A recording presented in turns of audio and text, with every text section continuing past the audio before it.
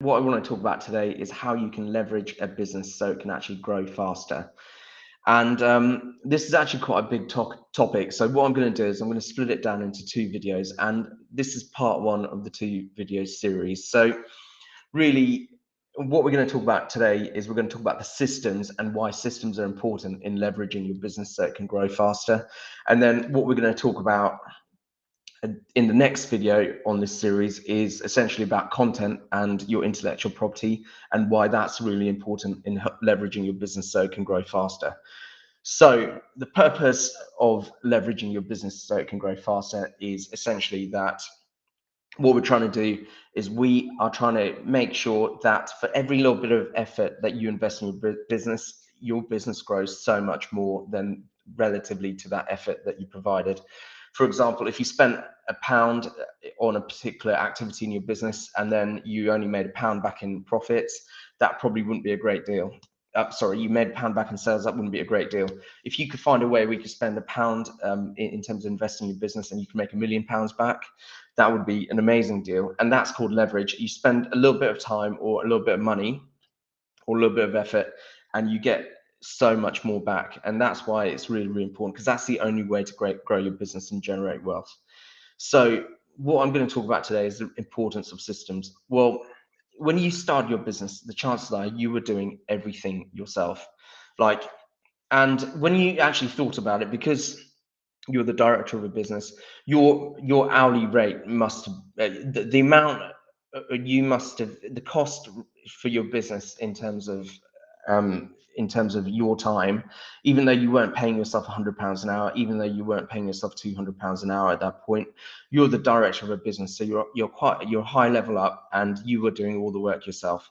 So what we have to get to is, from being the person that does all the work yourself and being highly qualified and doing it all yourself, we've got to get to a point where you can get people that get paid less than you or are worth less than you financially because of their lower experience.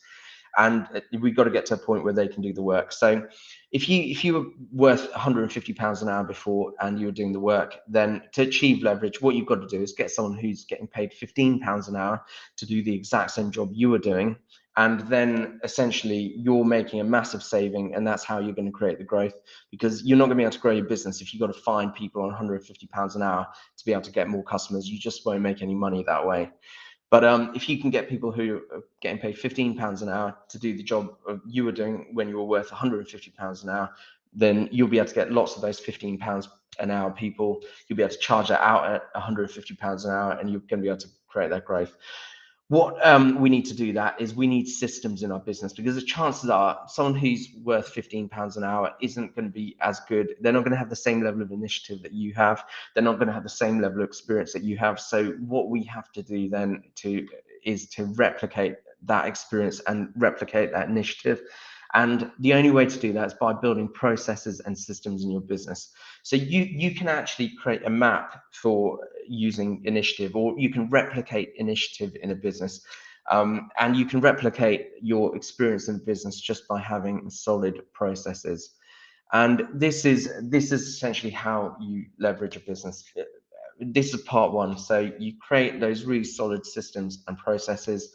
Then what you do is then you get people at a more junior level who are being paid less to actually do that. And from the customer's point of view, there's no real difference. If you do this, build the systems right, there won't be any difference from the customer's point of view for when they were paying you £150 an hour to do it, and you were doing all the work, and when they're continuing to pay you £150 an hour and you're getting someone else in for £15 an hour to do the work, and you're keeping that £135 gap.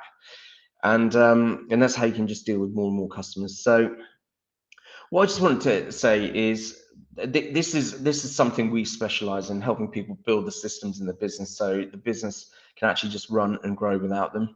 And if you are interested in finding out more about how we actually achieve that and how we can apply it to your own business, it's really, to do it right, you've got to have the written processes and systems. You've got to have a manual where someone can just come into your business, start reading through the activities with minimal experience. This is what McDonald's do, by the way. McDonald's do it so well. They don't have really experienced staff, but they can still make what they're meant to make. And By doing that, you'll be in a position where you can actually just hand that book over to someone that's coming to your business. That person will get on with the job, and then you can think about doing the next bits of business development that your business needs. So if you want to find out more about how you do that, then all you need to do is go to our website, naccounting.co.uk, and book yourself in for a free strategy session with myself, and we'll talk about how we can apply this principle to your own business.